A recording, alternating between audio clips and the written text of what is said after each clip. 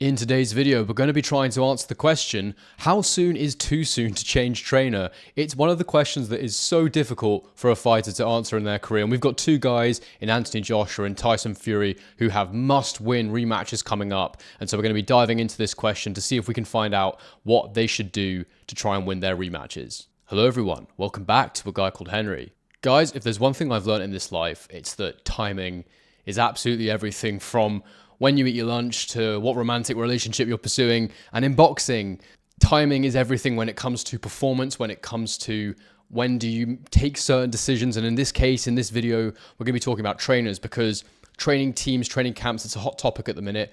We're focusing on Tyson Fury and Anthony Joshua in this video because, as I say, both men have very, very important rematches coming up. Tyson Fury's got that Oleksander Usyk rematch coming up, where he lost the first one. And Anthony Joshua, it seems, by all accounts, is going to be rematching Daniel Dubois. I know it's not confirmed yet. I know that there's a chance something else might happen, but I'm operating under the assumption that that fight is going to happen. That's what I've heard. So, if it's not going to be the case, then fair enough. But regardless, I think the question still stands for him, whether he fights Dubois next or not.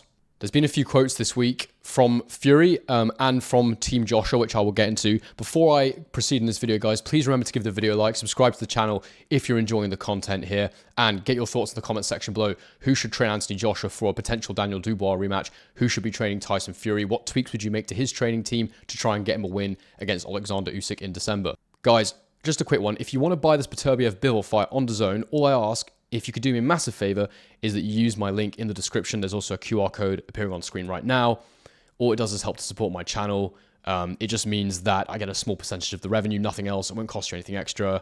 So if you do that, I really appreciate it. Thank you very much. So first up, I've got a quote here from Tyson Fury. He says, "People can say, oh, I want to change trainers, or I blame it on my conditioning coach or my cook. I'm not interested in all that. Same team, same everything. I know what I've got to do." So you can hear in that quote there, Tyson Fury is taking full accountability for his previous performance. He's not putting the blame on anybody around him. And, Fury is someone who, in the past, he has changed trainers when he feels like that change needs to be made. He's been with a few different coaches throughout his career. He was with, I think it was his uncle Huey, who sadly passed away. And then he was with his uncle Peter, who obviously got him the win against Vladimir Klitschko. He's one of the most prestigious coaches still in British boxing to this day, Peter Fury. But they went their separate ways. There was a whole bunch of things that went on that no one was ever really too clear what happened there. But we all know that Fury had his issues outside of the ring that kept him out for a long time, and they went their separate ways at that point. Fury came back, signed with BT Sport and Frank Warren, and that was when he joined with Ben Davison, who's obviously going to be a large portion of the conversation in this video when it comes to Anthony Joshua. But he trained him for that Wilder 1 fight, and I think everybody was surprised at what a good job Ben Davison did, being a relatively unknown quantity. I think he'd worked with Billy Joe Saunders at that point in a fight that had really not been an impressive performance by Saunders, and it kind of became this sort of boxer-sized Ben mantra that got attached to him, where people were saying, Ben Davison, he's a fitness trainer, he got Fury through a fat camp. Is he of the required level to go and get him a win in a big fight? I mean, frankly, Fury is an interesting fighter because he's so adaptable and his IQ is seemingly quite good in the ring anyway. So, you kind of say, like, is he someone who really relies on how good his trainer is? Or is he someone that just needs someone who can really motivate him and get him in the right mental state to get through a training camp? I think that was probably answered when we saw the way he changed his camp completely and went with Sugar Hill and, completely revamped the way that he went about his approach to fighting Wilder in that second fight, where he was like, it was actually a continuation at the end of that first fight. I'm sure most of you will remember, he had a bit of success in round 12 after the knockdown. He came out and he went on the front foot, backed Wilder up. And I think in that moment he realized, oh, this guy cannot box on the back foot. So I'm going to go out there, I'm going to beat him up. And that's exactly what he did. And it was, I absolutely loved it at the time because it was that whole Kronk style narrative. It was very, very exciting. It was really cool, to see the sort of this old tradition, this old boxing style come to the fore again in Sugar Hill.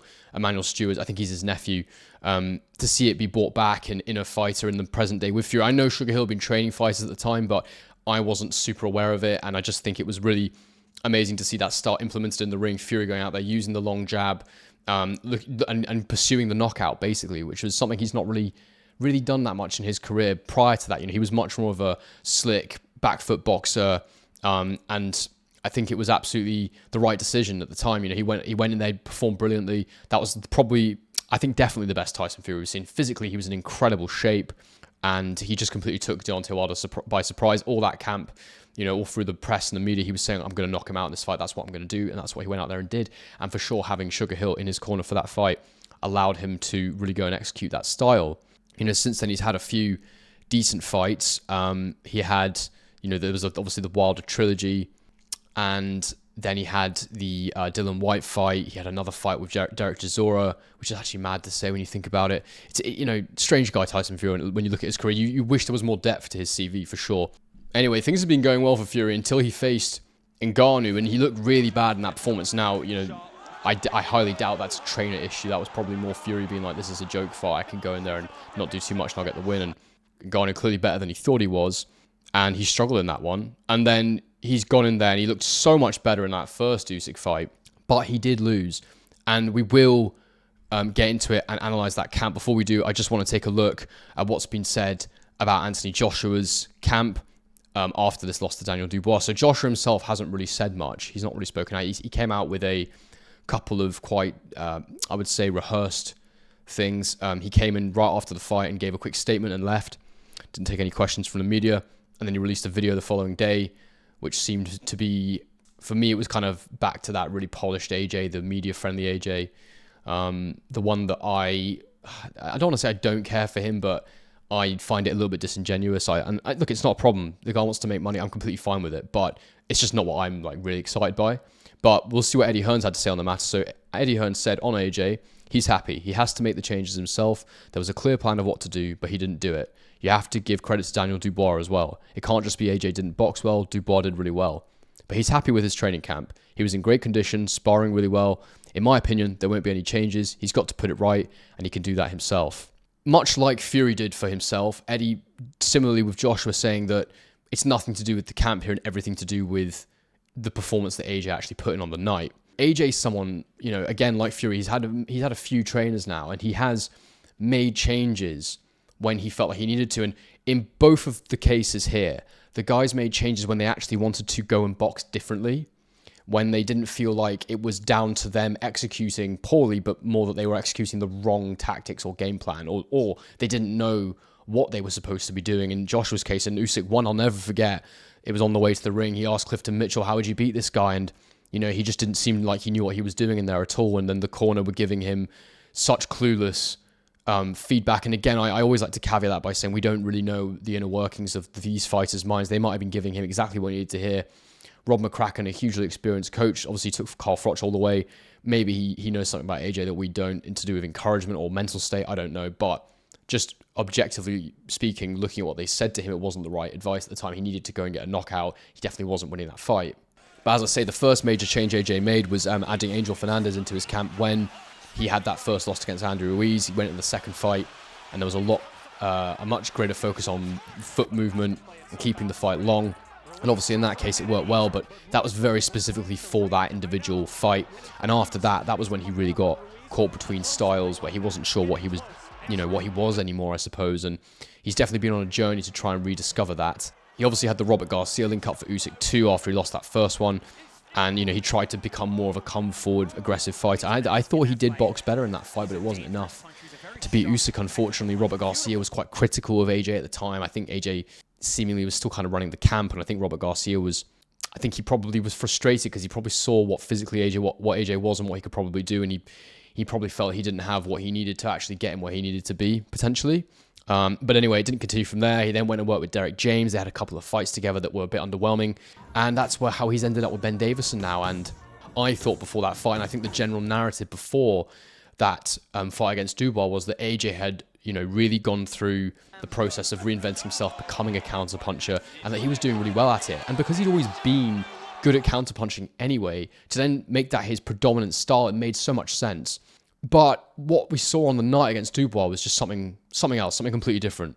I don't want to get into that right now, because what I want to do first is we're going to go back to Fury here. I always say the key to knowing how to fix something is understanding what went wrong in the first place. I always say that. I say that in this instance. I'm saying it right now. That is the thing here. You've got to know, why did I lose that fight? Or why did I likely lose that fight?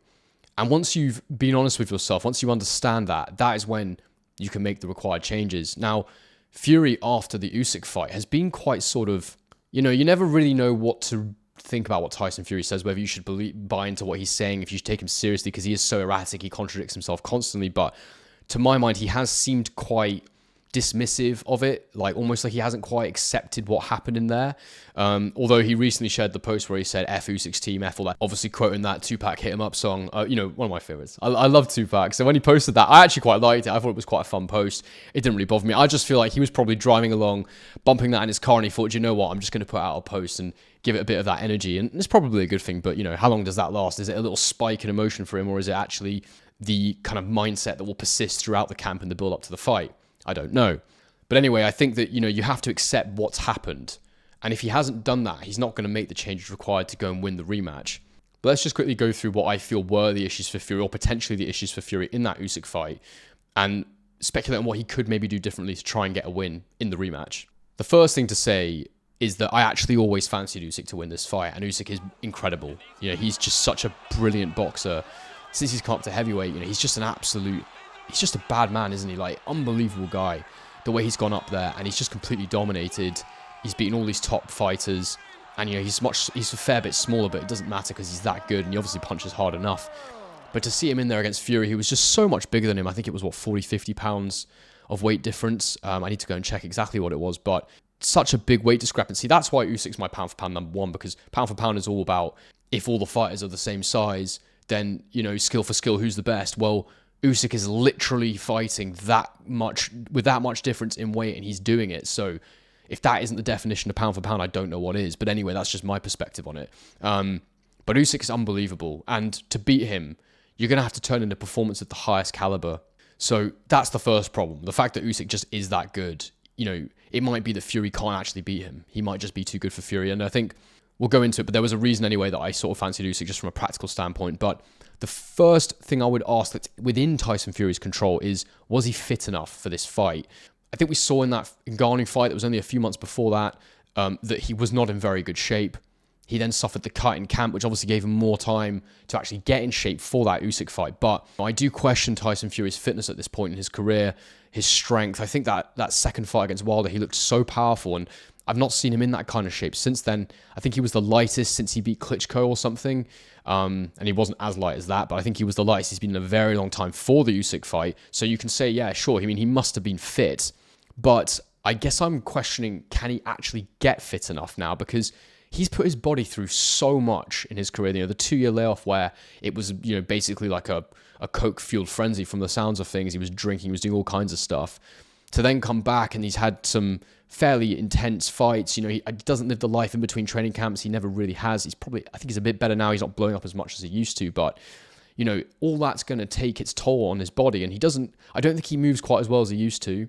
And I just wonder if he's actually not able to get his body to the level of fitness to go 12 rounds at the right level with Usyk. So there is another strategy he could potentially use if that is the case. And even if it's not the case, the other strategy might be the thing he has to do.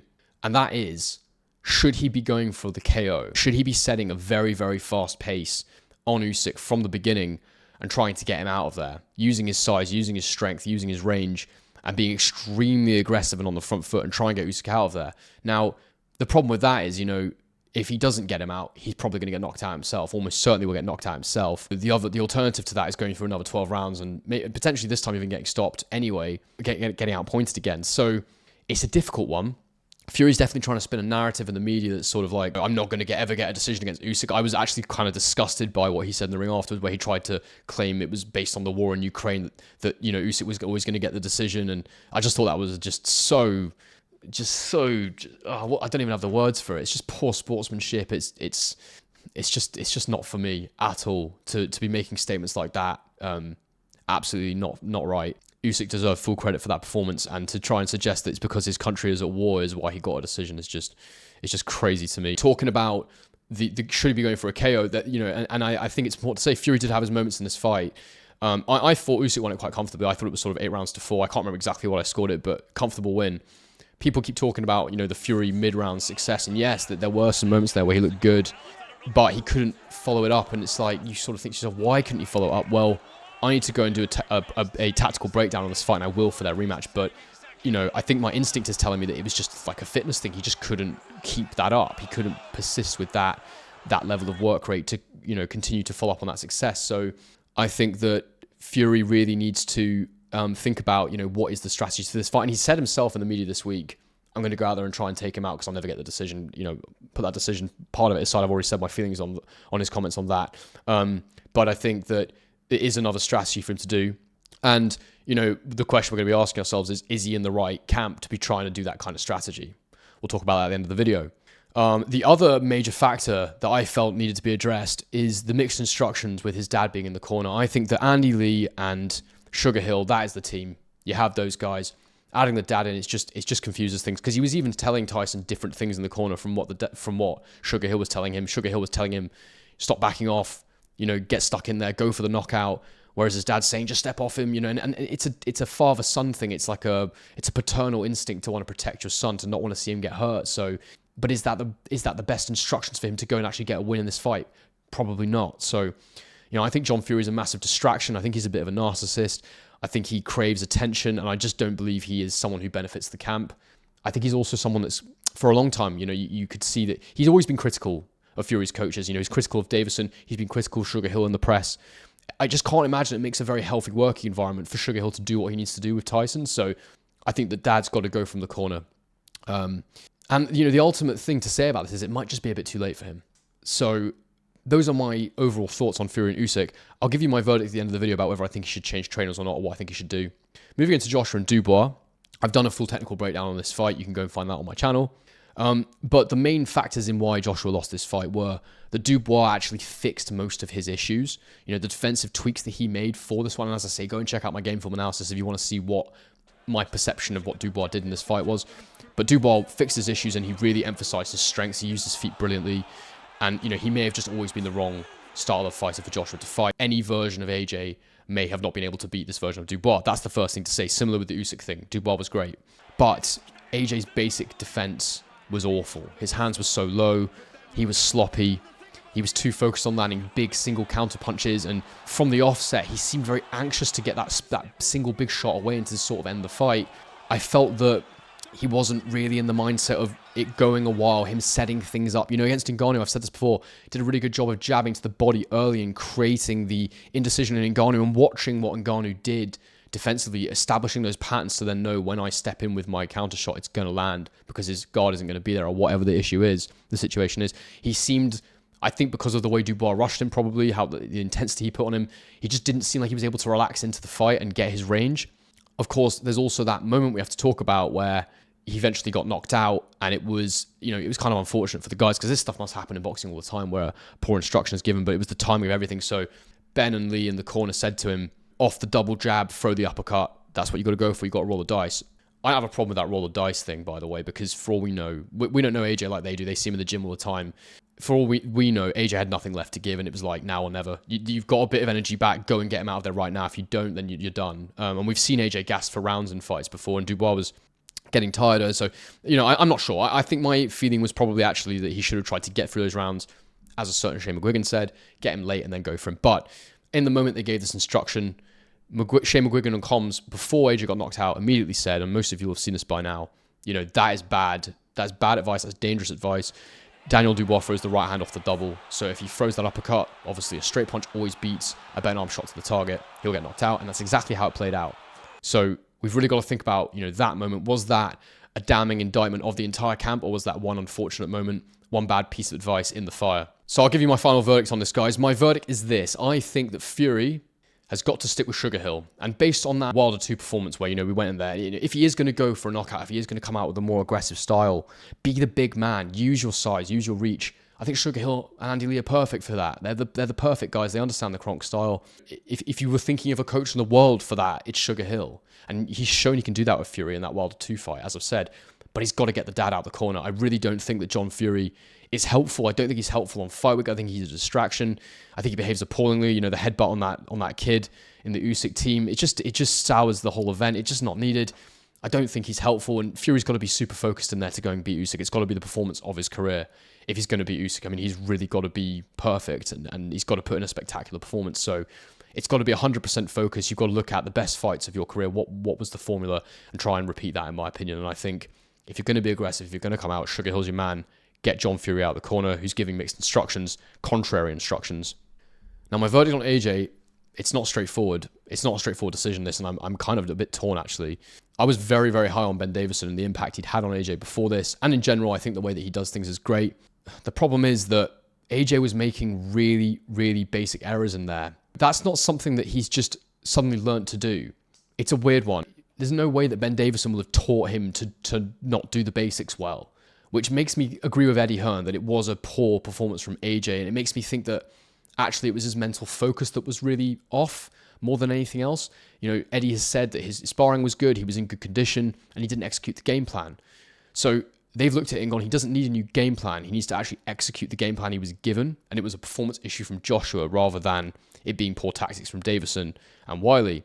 In the fight, it's a different question, but just sticking with that for a second, I think that there is an argument to be made that he should have been in a better mental place for this, AJ, and maybe the guys didn't know him well enough to know that he wasn't in a good place going into the fight. I don't know, but there's something missing here. There's a missing piece of the puzzle where AJ's come into this one and he's just not mentally right. What is that all about? I'm not quite sure. So that's something that's got to be addressed. Whether he works with a sports psychologist, whether he felt underprepared in some way, I'm not really sure. I'd love to know who he was sparring for the fight. Maybe the sparring wasn't quite right for Dubois. I don't know. You've got to look at the camp and you've got to be meticulous. So that's tricky. The other thing we can objectively criticize is that instruction in the middle of the fight. I think that, to be honest with you, I think AJ just executed the instruction very poorly. I think maybe that was the wrong thing to get him to focus on anyway, but if he'd done it the right way, it would have been okay. You know, he didn't actually do it off the double jab. He just stood in front of Dubois and he just swung it. He swung the uppercut in and he dropped his hand. It made him open for the right. So it was very reckless from AJ. It was very rushed by AJ. Again, it was anxious by AJ, in my opinion. He wanted him out of there. The first bit of success he had. And you know, they did say to him, roll the dice, so I get that, but you still got to be smart about it. They said that in the corner. You got to be smart about it. He goes, yeah, I am. So I'm not going to criticize them too much for that. What I will say is this, and this is the caveat. That McGuigan-Dubois knowledge has got to be very, very tempting. And a lot of people are saying you should go with Shane McGuigan. And you only get one career. There can't be any loyalty, so you've got to make the right choice.